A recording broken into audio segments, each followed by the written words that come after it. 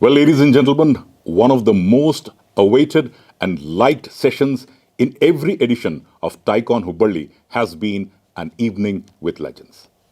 Several living legends and personalities who have raised the bar in terms of achievement have graced the occasion and have been a part of this session, an evening with legends.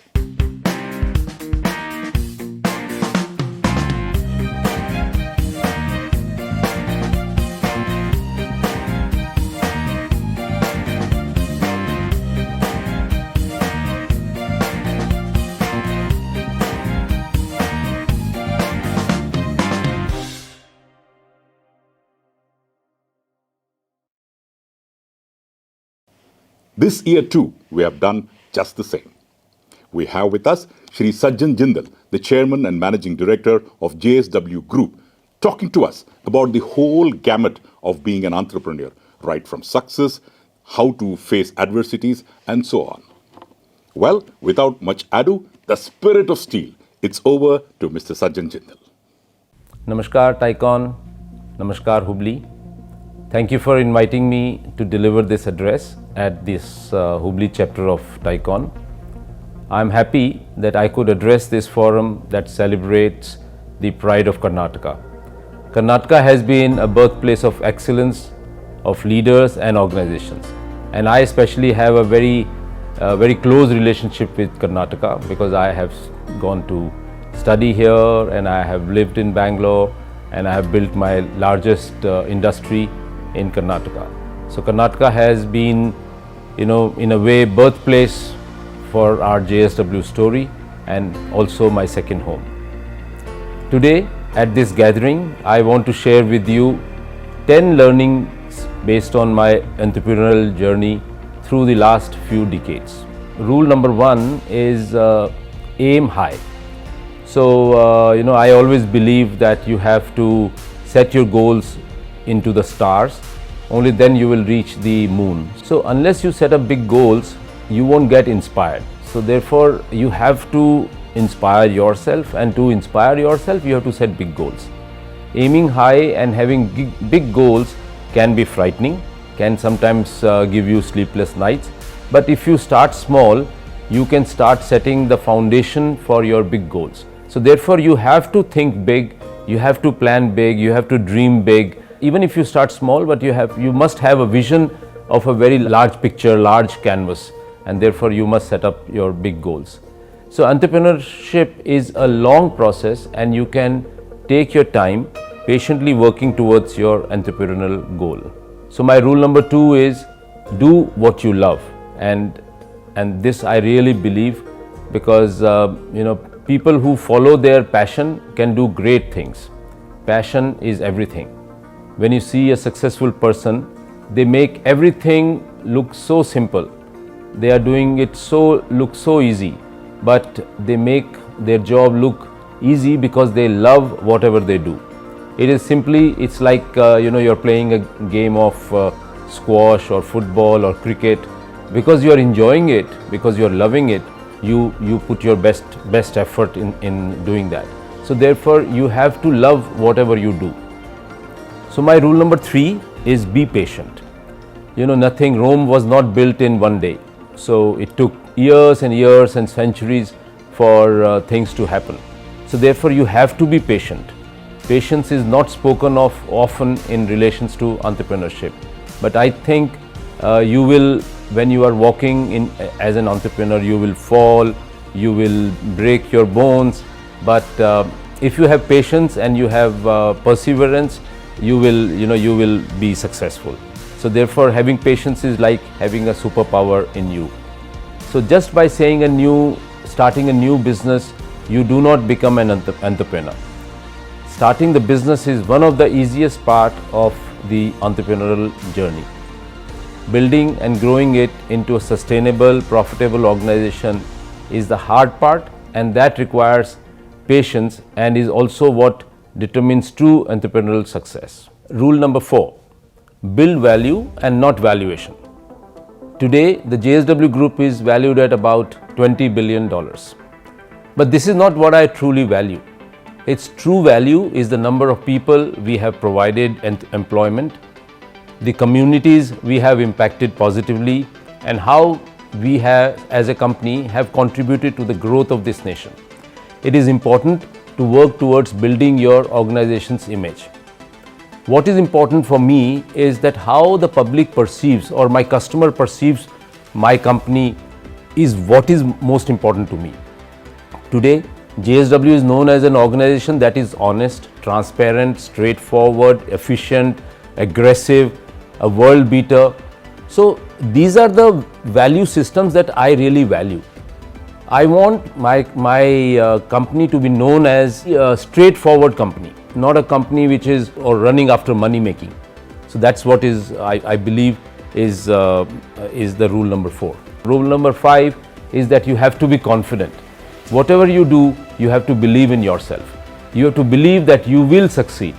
When I started my journey way back in 1994-95, my journey to build the integrated steel works, I was 100% sure, or maybe 200% sure that I will be successful. I will make a world-class organization. I will make a world-beating organization. And so therefore, that confidence in me is what attracted so many people with me. I could convince the bankers, I could convince the shareholders, I could convince the best talent in the country to work alongside me in building this world-class asset because of my confidence. I was very confident. So, and of course, the age was with me. I was very young when I started to build this. So another thing which I want to say is that young age is a big positive. So at many times we feel that I'm too young, the chairman of this bank is very old, and how will I interact with him. So I think you have to think that age is a positive, the youth is a very big positive, and you have to have that confidence in you that your age will help you. So you have to put across your ideas no matter what you are dealing with. It is very important to be confident. So rule number 6 is lead from the front. Like an army general who must always lead the team from the front, especially when the team is in trouble, you have to, as a leader of the organization, as the man who is leading the whole enterprise, has to lead from the front, and especially when the organization is in difficulties. So that is, we must remember, a lazy leader builds a lazy team. So therefore, if you have energy, if you are energetic, then you will build a very productive and very energetic team. So it's very important that you lead from the front. Rule number 7 is work-life balance. For example, if I have to look back of my 25-30 years of my work life, I don't have any regrets. When I was growing up, when I was building my industry, I spent a lot of time with my family. My wife was always with me. My kids, they would travel with me, or I would spend a lot of time with them. I spent a lot of time on myself. Even today, I spent a lot of time on my fitness, on my sports, and I have involved my business and my sports together. They have both grown together, and I have really enjoyed that with me. So therefore, I have no regret. If somebody was to ask me that, do you have any regrets? I have absolutely no regret in my life, because I have kept my life, my work very balanced. So therefore, even if you ask my wife, she will never complain that I don't spend enough time at home. Weekends, I never take work home. Nobody calls me home for work. So therefore, unless I want to call, nobody calls me. And actually, this happened during my college days. I was reading a book on, I think it was an autobiography of Rockefeller. And in that, the interviewer asked him, what do you regret in life now that you are in the final quadrant of your life? He said that, what I regret most is I never saw my children growing up. I think he had only one son, and he said, I didn't realize that one day when my son was already grown up, and that is when I realized that I missed that part of childhood of my kids. So therefore, life-work balance is very, very, very important. Rule number 8 is never stop trying and always find an opportunity in crisis. So I always believe that there is always an opportunity. Whenever there is a crisis, I always believe that there is a opportunity, and I always tell my organization that whenever there is a crisis, don't worry, we will find some solution, and let us not worry about it, and let us find the opportunity that lies beneath these challenges. So obviously no one likes to fail, but trial and error is part of life for an entrepreneur. There is one thing these early years of building my business taught me, and it's a philosophy that I share with my whole team, that there is always opportunity in a crisis. Rule number 9, your customer is king. I always believe that it's the customers who have the last say, because if you have a happy customer, he is going to tell 5 or 10 more people that this is a great product, great company, great people, and automatically you will get 5 or 6 more customers. But if you don't deliver on time, if you don't fulfill your commitment, then obviously the customer will tell 5 people, and they will also, if they are your customers, even they will withdraw from your company. So therefore, customer has to be right. You cannot question your customer, and we have a lot of customers in Hubli, and you can speak to them, and we always try to see that our customers are very happy, our dealers are very happy, because they are the people who are on the road. They are our real strength, and all across India in different products of our group, our dealer network, our customers are a happy lot, and that gives me a lot of satisfaction. Rule number 10, and this is the last rule, though of course there are so many other rules, but I have kept it to 10, is entrepreneurship is a lot of hard work. So every successful entrepreneur, as you see anywhere in the world, has worked their way to the top. Starting a business is harder than any other job in the world. This is what I believe. Maybe there are other jobs which are even tougher, but I believe that entrepreneurship is very tough. You have to eat, you have to sleep, and dream about the business, about the success of your organization, about the people of your organization. So therefore, it is a 24/7 job. It is not that you work from 9 to 5 and then you go home, but even if you are playing a game of squash, after you finish, you start thinking, okay, what I'm going to do tomorrow. When you have finished eating, then you again start thinking, okay, what am I doing, how things are going. So therefore, it's entrepreneur is a lot of hard work, but because you love the work, you enjoy it. So therefore, these are my 10 rules. You have to believe in yourself, you have to conceive the whole thing, and thereafter you have to achieve. So these are the basic things. So friends, as you know that Karnataka is one of the best places in our country, and I have been extremely fortunate to have spent my college days in Karnataka, and thereafter, though I live in Mumbai, I came back to Karnataka to build this large enterprise which I built from scratch. And the government is very proactive. Not only this government, but successive governments since 95. I must have seen, I don't know, 10 chief ministers. Each one of them have been, one after the other, have been even better than the other. So this has been an amazing state with very, very quality people, hard-working people, peace-loving people. So it's an amazing state, and you all are very fortunate to be part of this state.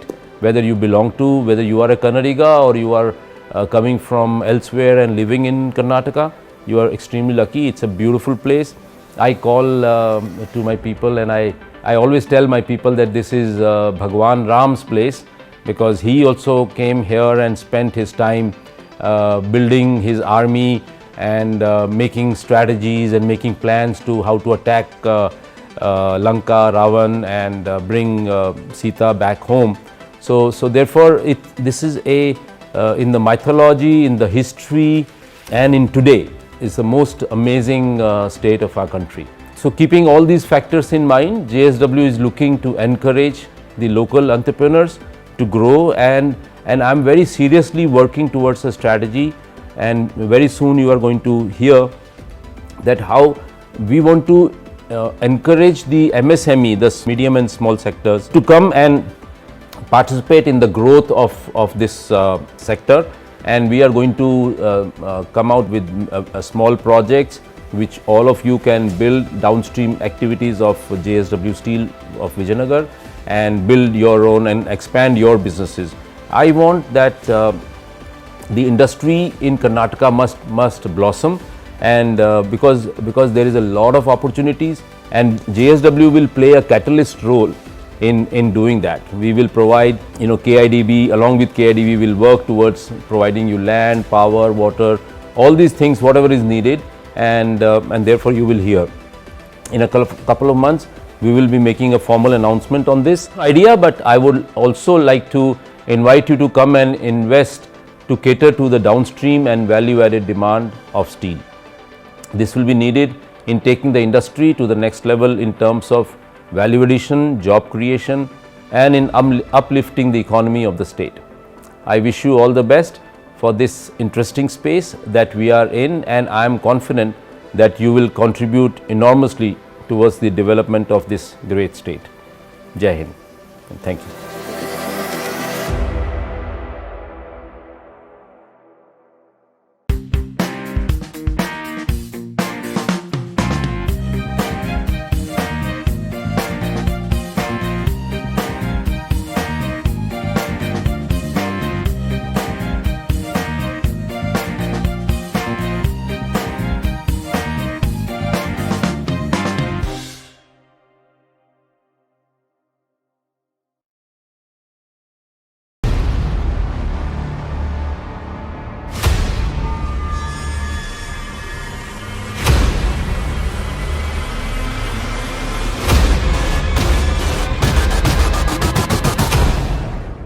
Ideas need entrepreneurs. Entrepreneurs need startups. And startups need a robust ecosystem to emerge as an unicorn. This ecosystem is what makes Karnataka the innovation and technology hub of India. Government of Karnataka supports startups right from offering physical space to setting up of incubation in partnership with NASSCOM, IAMAI bodies with state-of-the-art facilities, amenities and support services. Mentorship by industry leaders and domain experts to advanced tools for testing, instrumentation, industry connects, investor connects and global connects. Filing patents and protecting ideas to providing mentoring support and brand development assistance. The Government of Karnataka has come in to assist budding companies through every hurdle and provide all kinds of resources across all its physical infrastructure. With dedicated facilities and state-of-the-art infrastructure all under one roof, exclusively for IT and BT startups. But only physical space is not enough to house 8,000 startups. Karnataka is also the first state in India to come up with sector-specific policies and adapt a framework for innovation engagements at a global level with countries from around the world to assist solve a collective need for nations world over. A space where this all comes together is the Bengaluru Tech Summit, a conference that brings together innovators, startups, investors, government, policy makers, academia to foster collaborations, co-creation, co-innovation and co-invention. Some of the largest companies in the world have set up their own incubation centers in the city of Bengaluru. Not only is Bengaluru one of the easiest places to find skilled team members for a startup, it is deemed as the startup capital of India with more new startups incubated here than anywhere else in the country. To give a thrust to the emerging sectors and sunshine technologies, the state government, through a joint initiative with corporates and MITI, has established multiple centers of excellence to boost the accelerator support to the entire startup ecosystem. In addition to the COEs, the government of Karnataka is supporting establishment of 5 technology business incubators in institutions of higher learning with well-developed R&D facilities to foster a strong link between R&D and commercialization of technologies developed. And the city is home to 14 of India's 33 unicorns and 20 soonicorns, which is highest in the country. Bengaluru leads in the startup race when it comes to the number of funding deals, with Bengaluru-based companies having raised $2,436 million in the first half of 2020. The drive to grow and innovate is not restricted to Bengaluru alone. It goes beyond Bengaluru to meet this growing entrepreneurial spirit in the state and to nurture innovation at district level.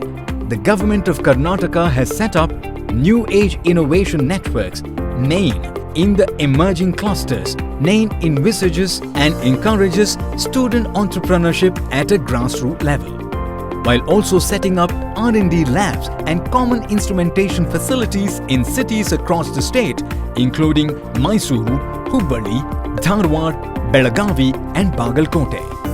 Additionally, the state has set up 5 common prototyping or instrumentation facilities in Jalhalli, Mysuru, Mangaluru, Shivamogga and Belagavi, fueling the startup ecosystem through innovation hubs in Tier 2 cities, thus empowering hardware startups across the state. The government of Karnataka is the only state supporting early stage startups by Idea to POC or Elevate Grant in Aid to identify innovative startups across the state and elevate them to the next level. Elevate Unnati is an Idea to POC grant in aid for startups promoted exclusively by SC/ST entrepreneurs of the state. For social innovation, Karnataka uses a model of grand challenges to focus attention and effort on specific problems. The government has tied up with Catalyst for Women Entrepreneurship for promoting entrepreneurship among women. Kitwin Fund focused on encouraging entrepreneurship in the state, promising startups in need more than capital or financial backing to succeed. The government also incentivizes startups through reimbursement of GST, marketing incentives, patent filing costs, and provides booster kit in form of web credits. Between the schemes, policies, partnerships and alliances, Karnataka is geared to grow faster than ever. The state is also ready to establish an AI and robotics technology park and creating a digital economy mission to leverage the 500 plus R&D centers to retain Karnataka's position as a leader in innovation-led economic growth. The state also launches a first-of-its-kind sector-agnostic regulatory sandbox for promoting upcoming technologies. The government of Karnataka is also planning a new and renewed startup policy in 2021 that will establish Karnataka as a power player in India's growth as a global innovation leader. After all, startups without an ecosystem are just entrepreneurs with ideas. And our startups are fully backed by the government ecosystem that fuel the innovative spirits of the entrepreneurs and risk appetite angel investors and VCs.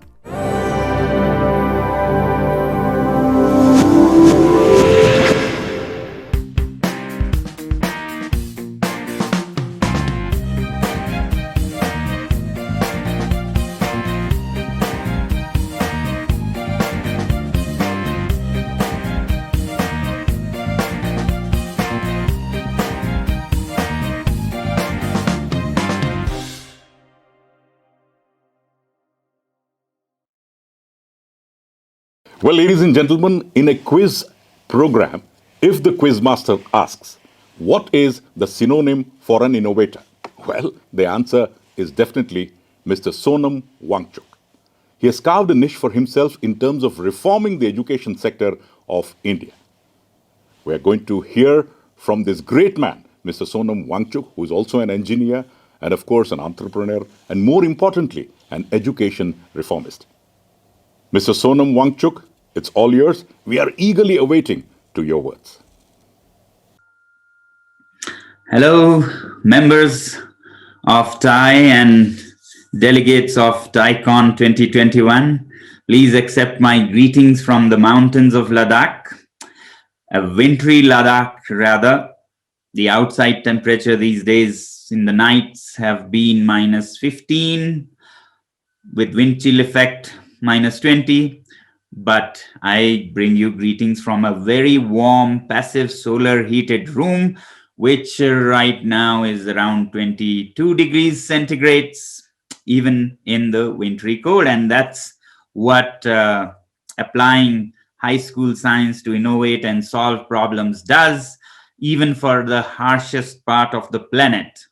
So, anyway, I'll come to that later, but it's a great joy to be connecting to so many entrepreneurs and enthusiasts. I'm happy to share a little bit of my journey in remote Ladakh, trying to solve problems of the region and, if possible, of the planet as well. And I'm looking forward to interact with you all who are also doing similar things in your own different parts of the world. So I'll take you through my journey in Ladakh with some images, because as we say, images speak much more than 1,000 words, and that's more true than anywhere else when you're talking about a place like Ladakh, which is so different from any other parts of the world.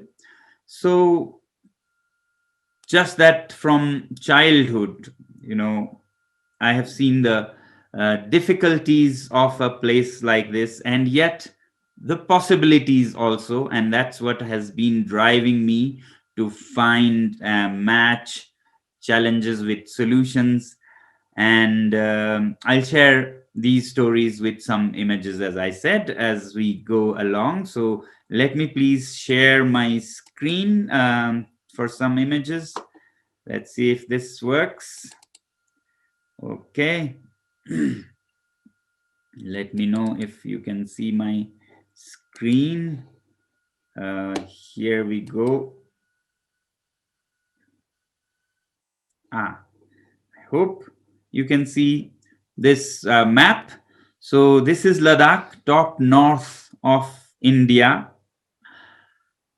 in the, or rather across the Himalayas. It's a trans-Himalayan region, which means it's beyond the Himalayas on the Tibetan plateau, which means Himalayas, which are green and lush and wet, are very different from where we are.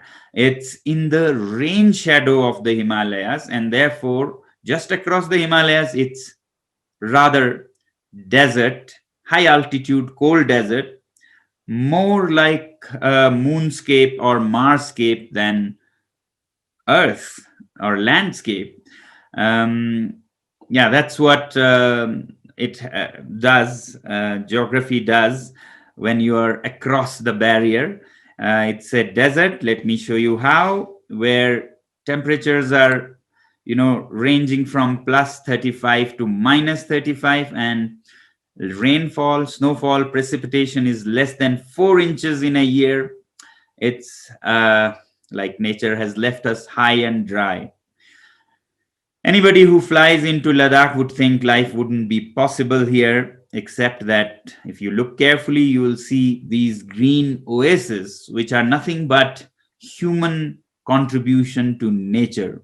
Our ancestors mastered the art of cultivating even in these harsh climates, using nothing but water from thousands of years ago, fossilized water, which is what glaciers are. So they mastered channelizing glacial melt waters through the rocks and leading them to dry patches of desert, and then started growing wheat, barley, peas, vegetables like spinach, cauliflowers, cabbages, fruits like apricots, apples, pears.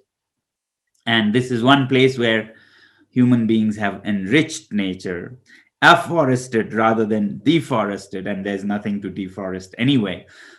So this is Ladakh. as I said, a moonscape or a Marscape, but this is just to tease you. A picture here is actually of the Mars. Just to show you how close it is, this is Ladakh. And let me take you further. Despite all these harshness of nature, people have not only survived over millennia, but a colorful civilization has thrived with its own language, literature, music, dance, and a lifestyle in harmony with nature. They've been very innovative, our ancestors, and that's what inspired me as a growing child to make harsh winters tamed.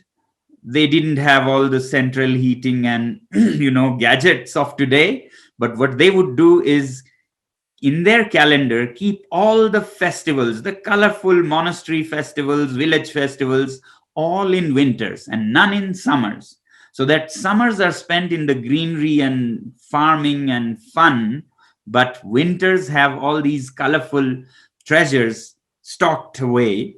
And come winter, people start looking forward to festivals in villages, and people actually count away their winters from festival to festival to festival, and then it's spring and another colorful season. So that's how they have been innovative, and innovation doesn't always take whirring gears and smoke belching from machines.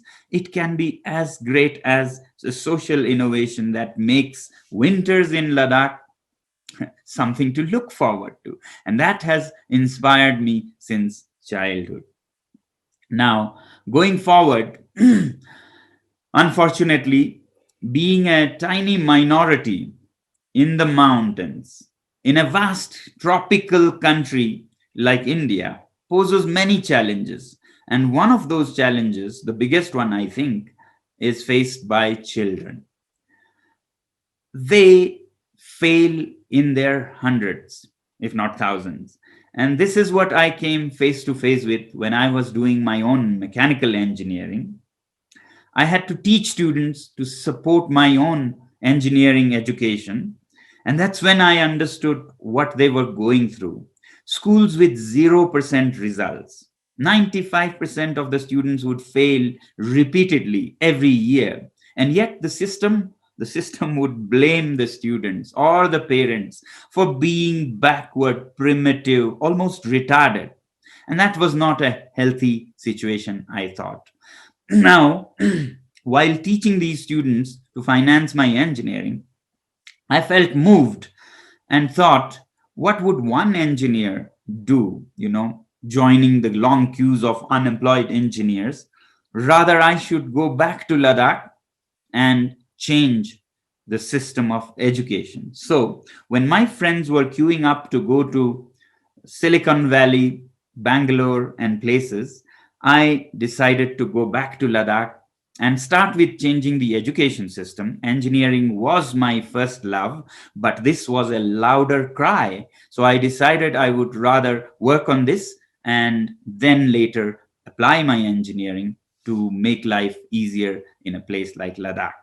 So back in Ladakh, I started working with other like-minded people, and we collaborated with the so-called failures, the thousands of teenagers who were, declared failures and rejected by the system. We made them into an asset, and we call them the ants army. These helpless, hopeless young people who have been rejected suddenly became the change makers. They were trained to go out into villages and change the mindsets of people, to give priority to education over kerosene and rice and roads.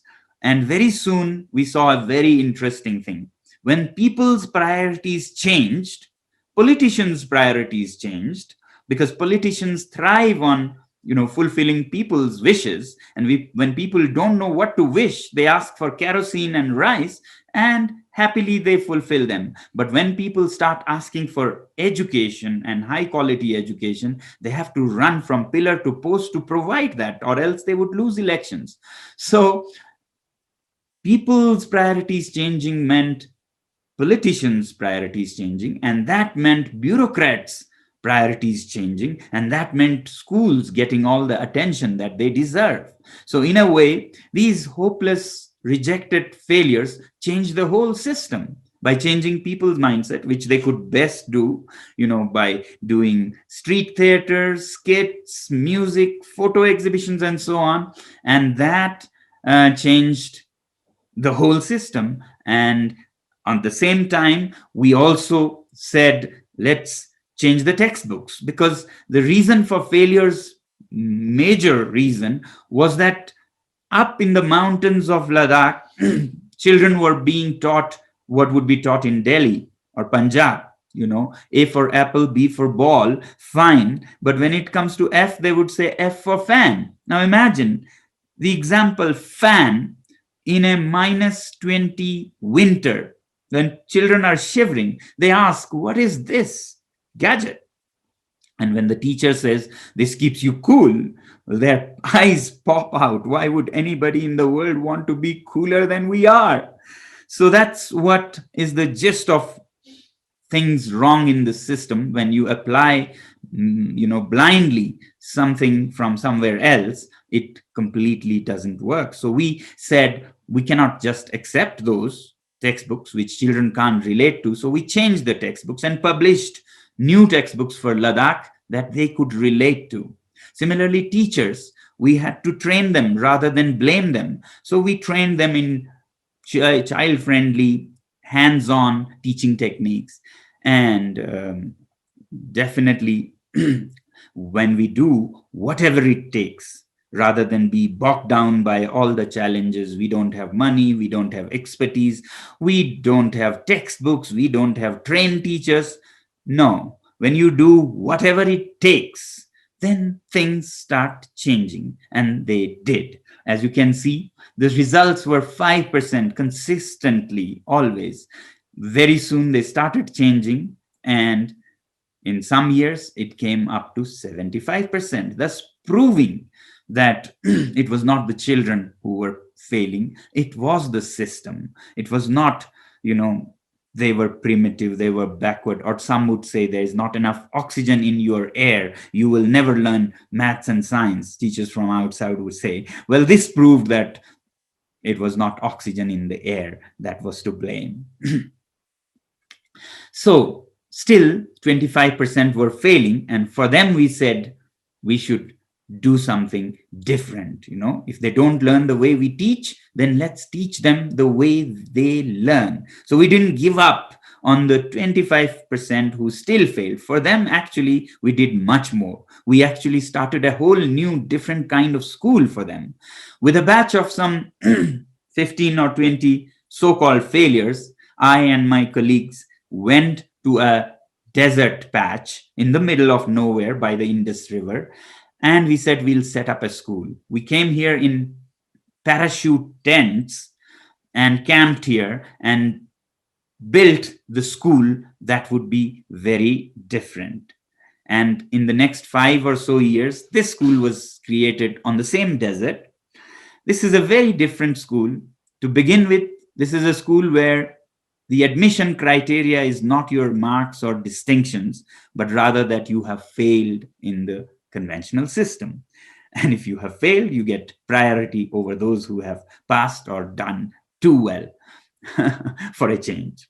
Now, the school is also very different for grown-ups who could learn how to live in harmony with nature, because it was built with natural materials like mud or soil, powered by natural energy sources like the sun, free and abundant over our head, mud, which is free and abundant under our feet. So the two combine with some human ingenuity and create a school that is zero energy, off grid, even when these terms were not invented or coined back then. Now, the school was designed and built by the students because that's how we wanted them to learn. If they can't sit in a classroom and listen to lectures and read texts, then let them apply what is in the text on ground. And that's what we did. Once the school was built, the running of the school is also done by the students. This is where their social sciences come alive, civics, governance, and they run the school like a little country with a little government that lasts for 2 months, with a little parliament where they present, report, and be accountable.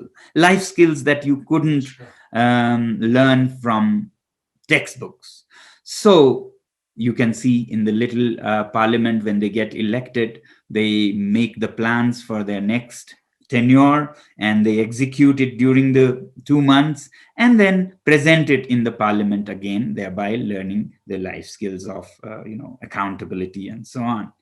The children get their portfolios or responsibilities, like some would take care of the cows, some would take care of the solar cooking and heating gadgets, others would take care of the organic farming, the power plants, the greenhouses, and yet they would relate it to their textbooks. For example, the one taking care of cows would use statistics and all its bar charts, histograms, pie charts to track the milk production of the cows over different seasons.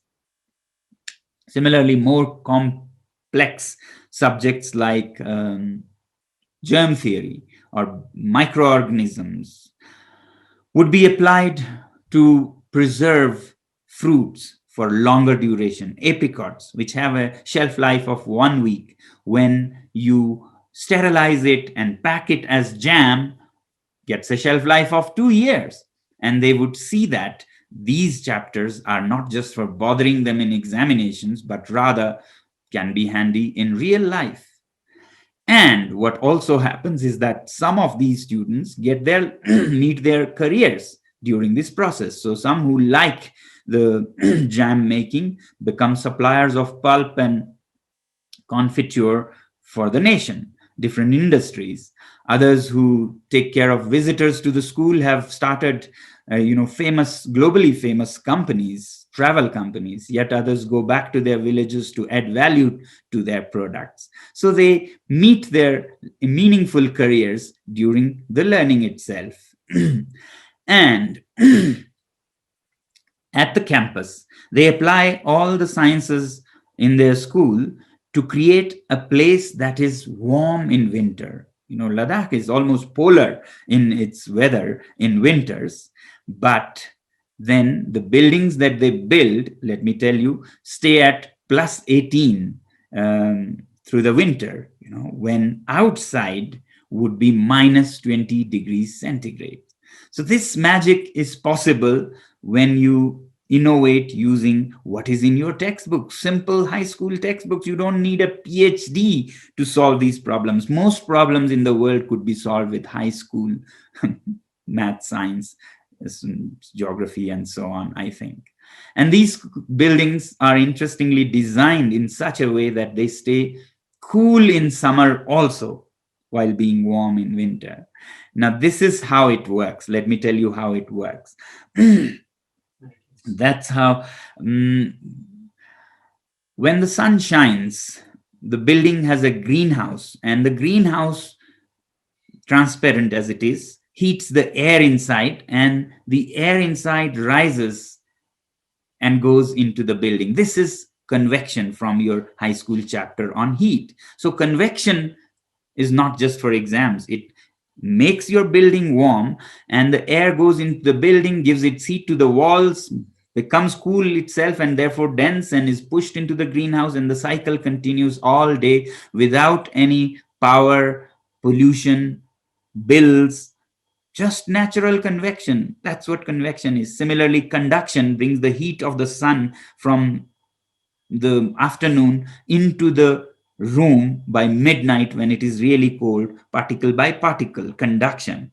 And then at night, when you close all windows, the walls start radiating, and there comes radiation into play. So the chapter on heat goes to make your life different in a harsh winter. So you can innovate using what is available abundantly in your school itself. Similarly, at this school, we do most of the things using solar power, from cooking to greenhouses, producing green veggies in the snowy winters, to lighting, to electricity, to water heating, pumping, and even the cows at this campus live in solar heated cow sheds. Again, an interesting concept. I'll not have time for that this time. But again, these techniques the students learn, and some of them take it forward as a livelihood.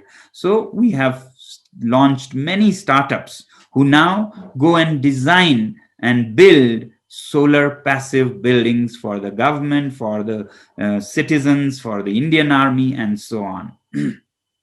Finally, some stars that people in Ladakh or young people follow, and let's see what do they have in them. This is Rigzin. He became a journalist, and finally he became the education minister of the Hill Council at 27. And this is Tanzin. He has become a famous filmmaker, globally winning many awards on different continents, documentary films. And this is Tinless, who's known globally for her innovative travel company, which is all women's before they started becoming popular, where the porters, the guides, the clients, and even the owner are all women. Can you guess what's common in them? What could be common in all of these famous personalities in local Ladakhi life? Well, not that they have been the most privileged children going to the best known schools. The common thing among them is that they have failed, and repeatedly so, in their exams, the 10th grade exams, until they came to this school that I talked about, and everything changed. So even those who we call failures can do wonders when the right environment comes. So you can imagine what others can do. But for that, we have to do whatever it takes. And that's what my story is about. Do whatever it takes. And even in the harshest places, with the most challenging circumstances, you can thrive. Now I'll welcome you all for questions. And I'm told there'll be questions sent in texts, and let me check and answer. So welcome. Any questions? Okay, let me see. Okay, now I'm starting to get questions here. Tell us something about your childhood. What was the driving factor toward you getting involved in education sector?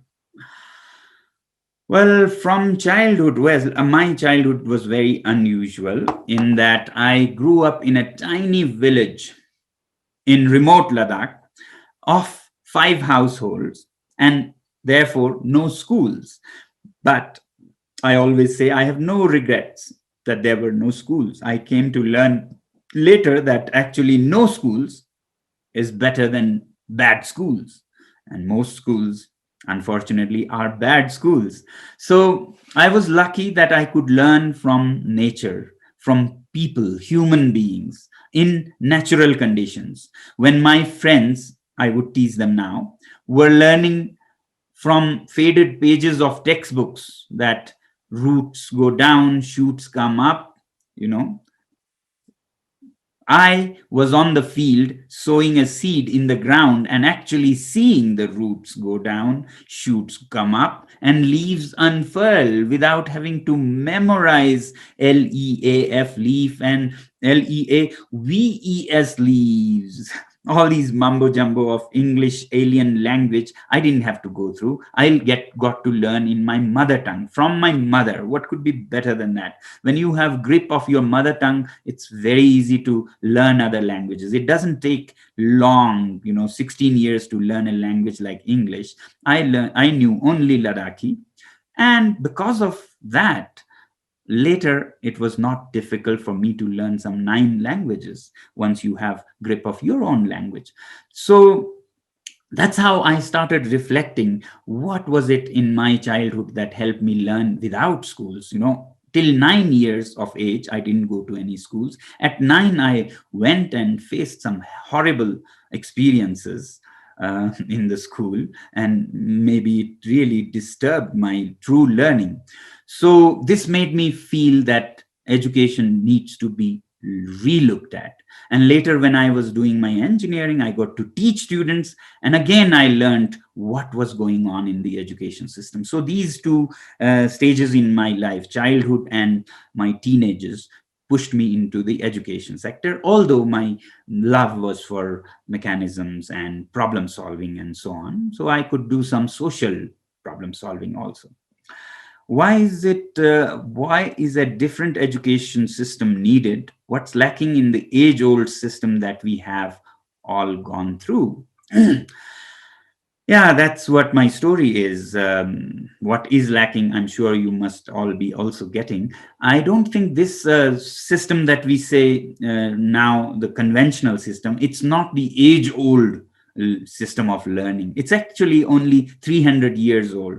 After industrial revolution, they started making factories of everything, industrializing everything. They did the same to schools. So these became factories with, cells and mass production and mass education and memorization and examination and degrees, paper exams, paper knowledge.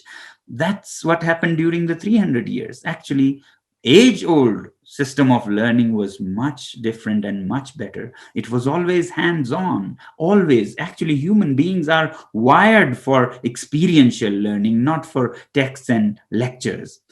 As hunter-gatherers, we were never memorizing how to catch a deer. We were out there in the wild, in the face of all kinds of challenges and dangers, even along with grown-ups, imitating them and learning from them and doing it. So we were always doers as learners.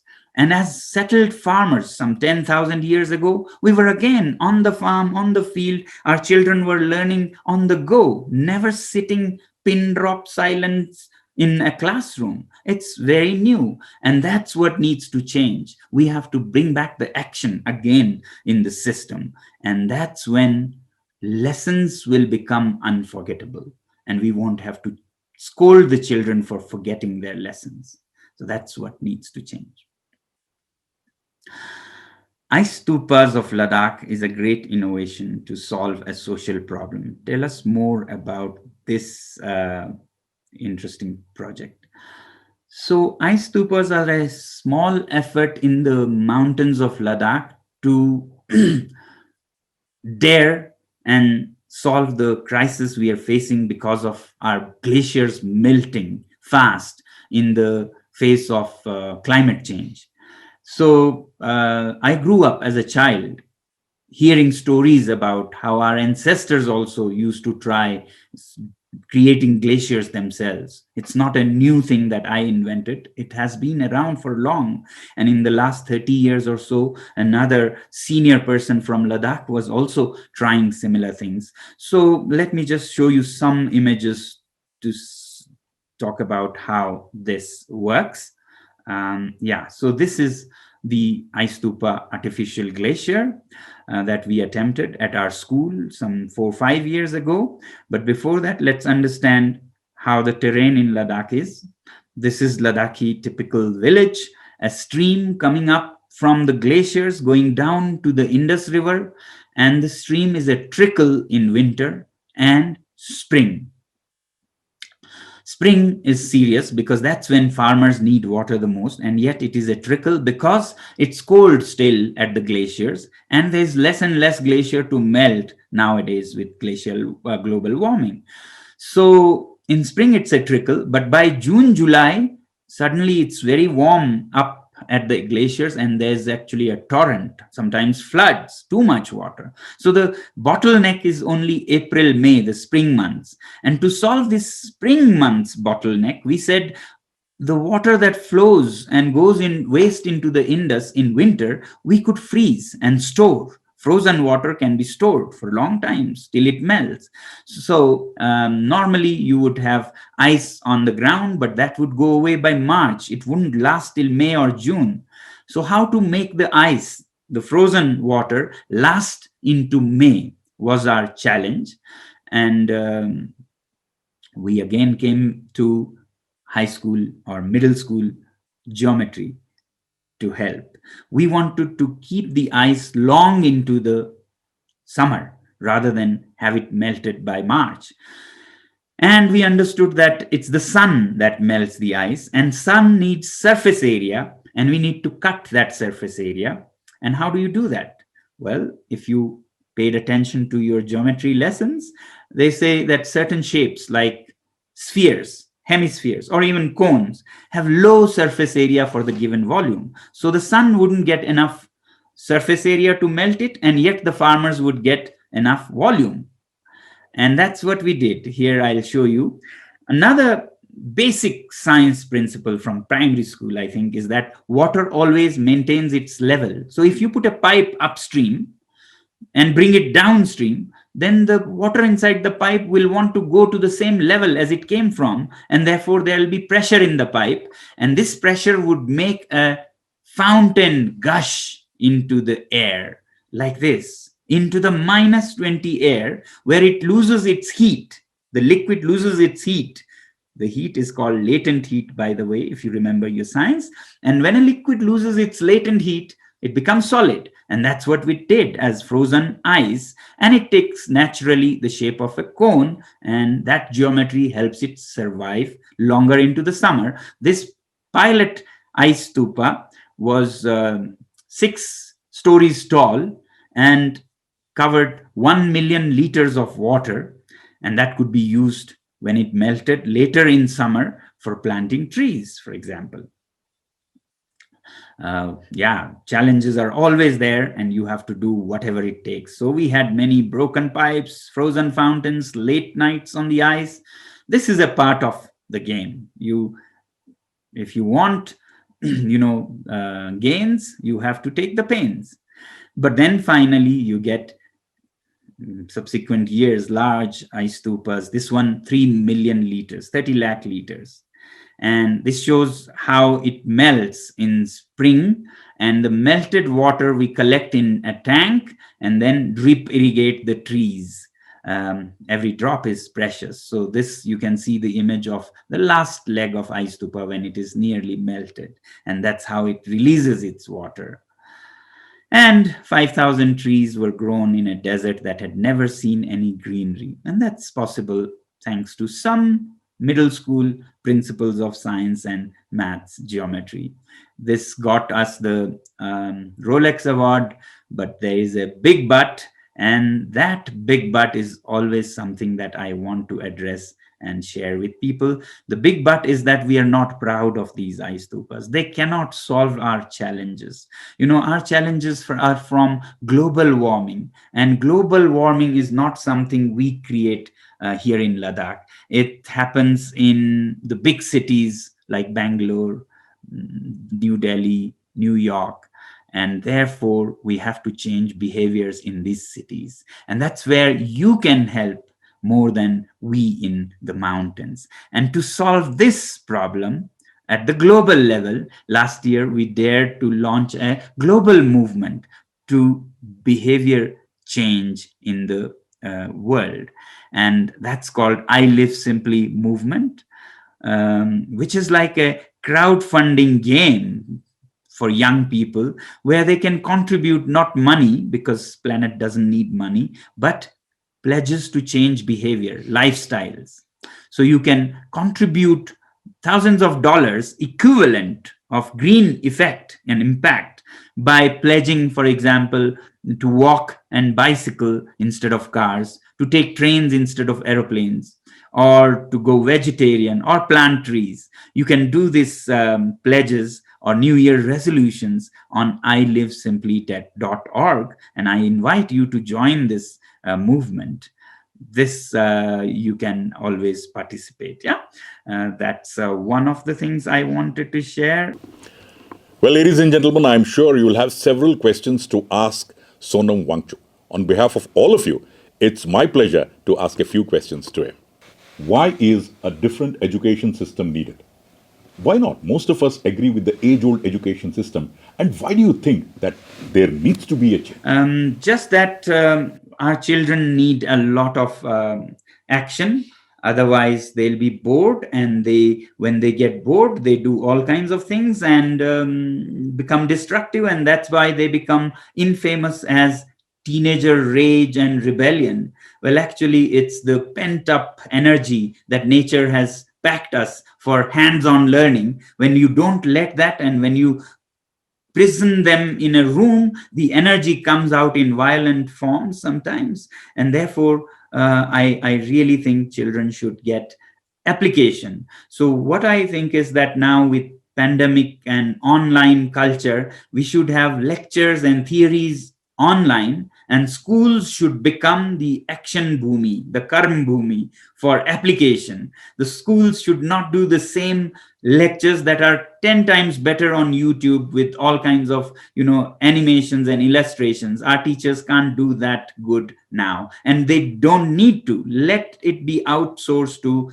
internet, and let our schools specialize in something internet can never do, and that's application. That's why students should come to school and work in teams and collaborate and apply their knowledge to create solutions. And that way, the entire student population will become problem solvers rather than problems themselves.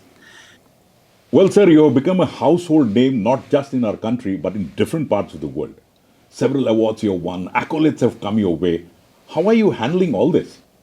I mean, awards, they are a byproduct. You should not and never work for them. And I never cared for awards. I did what I had to and whatever it took. And if people along the way recognize, that's good, but that should not influence your work. If it makes your work a little easier, it's good. That's the only thing I can see as a benefit. Otherwise, it has a risk, a slippery slope it can be, these fame and awards. And doers are never bothered about these things. These are a byproduct, as I said. So I think that's about it, and I want to wish all TiE members and delegates a great new year. May all your efforts bear fruits. Do whatever it takes, and let's never give up. हम हार नहीं मानेंगे. All the very best. Thank you very much. Thank you.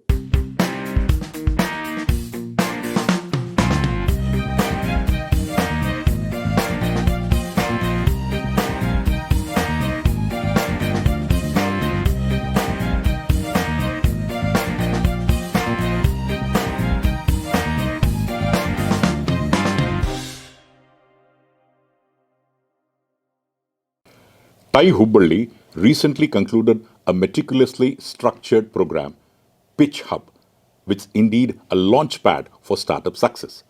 More than 50 companies from India, Europe, and Malaysia applied for Pitch Hub. Out of these companies, 30 companies were shortlisted, and then 30 mentors in a highly thought-provoking, accelerated program mentored these 30 startups. The mentors worked with these 30 startup companies for a period of over 6 weeks, and from 30, the number was reduced to 16. Now, these 16 startups companies were given an opportunity for hundreds of investors from TiE India angels. Now, there's indeed a happy news for all these 16 startups because several investors are taking a look at them, and Let's Venture, an angel investing platform, has agreed to include all these 16 startups in their next program, Let's Ignite. Well, ladies and gentlemen, you would all agree with me. This is another validation of the magnificent work being done by TiE Hubli.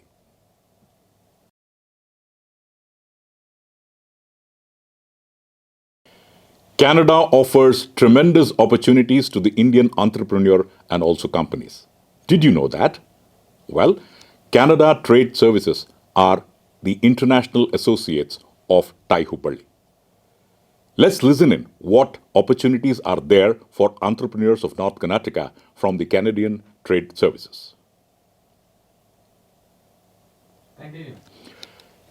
Well, if you want to invest in Canada and show your entrepreneurship skills, all you have to do is to contact TiE Hubli. We will be too happy to receive you and, of course, guide you further. Looking forward to hear from you.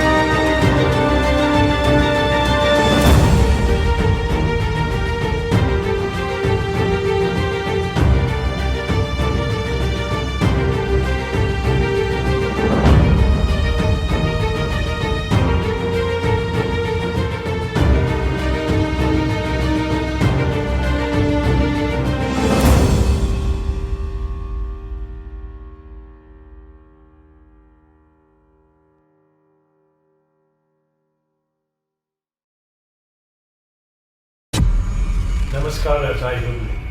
Canada looks forward to being part of TiECON 2021 as international associate as we explore opportunities for investment, partnership and innovation between Canada and North Karnataka's premier city, Hubli. Canada's innovation hubs are thriving places for cutting-edge technology, similar to what Indian technology companies are known for around the globe. For example, there are 42 business incubators affiliated with 96 Canadian universities. Together, Canada has fostered a cutting-edge innovations ecosystem that connects foreign and domestic ingenuity with initiatives, incentives, and funding programs. There are 5 technology superclusters in Canada that support leading companies choosing to innovate in Canada through closer, market-facing, collaborative partnerships with academia and government. Given Canada's 14 trade agreements with 51 countries, whose combined GDP is over $49 trillion, Indian investors will be able to have potential access to these 1.5 billion consumers from their base in Canada.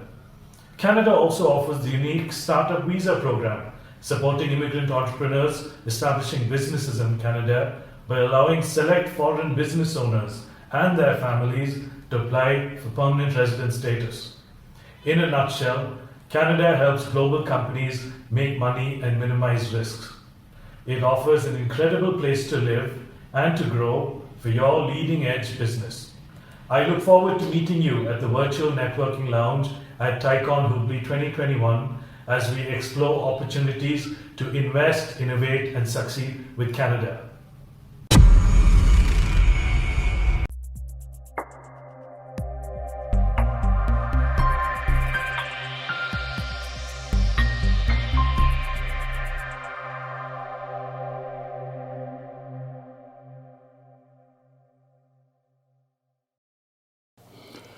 Several artists have carved a niche for themselves in the area of art and culture from North Karnataka and especially Hubli. We have one such artist with us, Mr. Samarth Desai.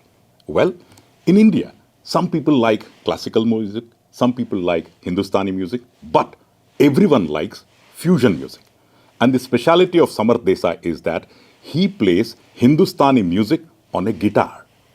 And specially for TiECON 2021, he has conceived and conceptualized a song which is going to enthrall all of us.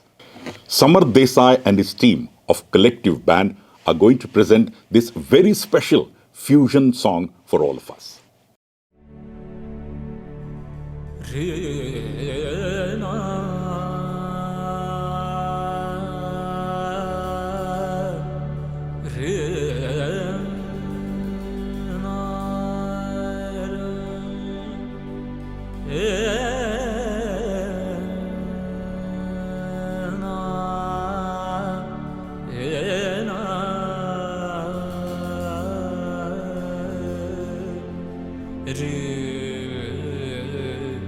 re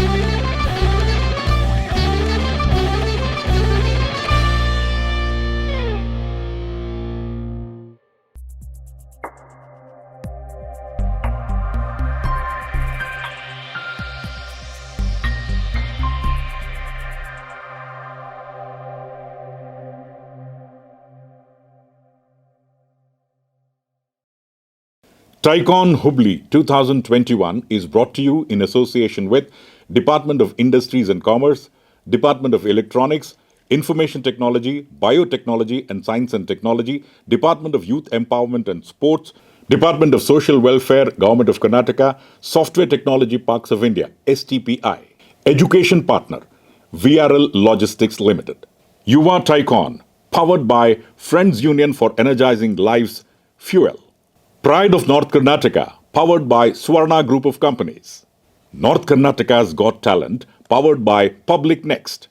Knowledge partner, Vishweshwaraya Technological University, VTU. Session partner, Midmac Developers Private Limited. Supporting chapter, TiE Pune. Supporting partner, IBMR Business School. Virtual tech partner, Someshwara Technologies. Session partner, Vega Helmets.